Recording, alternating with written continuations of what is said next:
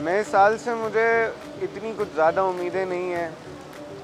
बस अपने मुल्क से तो मुझे यही उम्मीद है कि पेट्रोल के जो प्राइसेस हैं वो बढ़ेंगे, इन्फ्लेशन मज़ीद राइज़ करेगी, हमारी जो नौजवान नस्ल है वो जोक दर जोक हम बाहर जाते रहेंगे पढ़ाई लिखाई के लिए, अपना मुस्तकबिल बनाने के लिए। जिस तरह 2024 थोड़ा मायूसी में गया है, तो मैं चाहूँगी कि 2025 खुशियों में जाए।